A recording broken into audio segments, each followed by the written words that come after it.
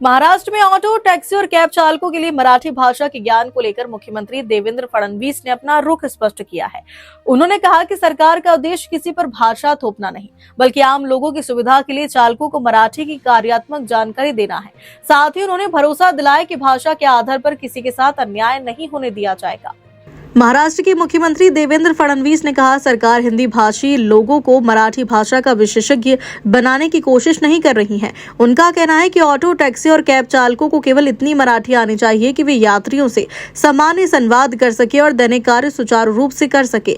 मुख्यमंत्री ने बताया कि चालकों को मराठी सिखाने के लिए विभिन्न प्रयास किए जा रहे हैं।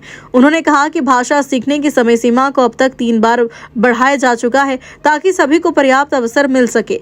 फडणवीस ने यह भी स्पष्ट किया कि महायुति सरकार भाषा के आधार पर किसी भी प्रकार का भेदभाव या अन्याय बर्दाश्त नहीं करेगी। उन्होंने कहा, सरकार का उद्देश्य मराठी भाषा को बढ़ावा देना है, साथ ही सभी भाषाई समुदायों के अधिकारों को और सम्मान की रक्षा करना भी है। देखिए, पहली बात तो यह है कि यहाँ पर जो हमारे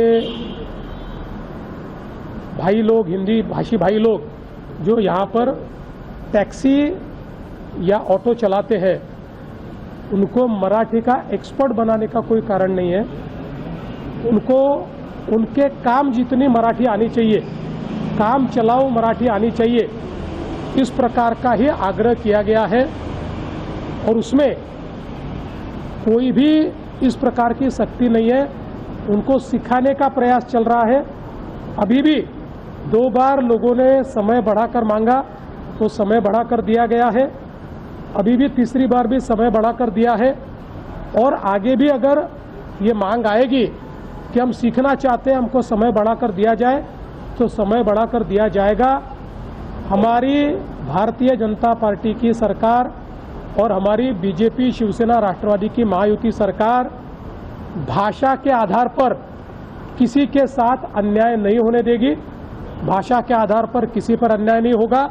ये सारे लोग, और इनमें से तो कई लोग 3-3 पीढ़ियों से यहाँ रहते हैं, ये हमारे लोग हैं, हमारी संस्कृति के साथ घुल मिल गए हैं। इसलिए यह प्रयास है कि इनमें से जिनको भाषा काम चलाओ भी नहीं आती, उनको सिखाने का प्रयास चल रहा है। कोई किसी के ऊपर अन्याय न हुआ है, न हमारी सरकार होने देंगी।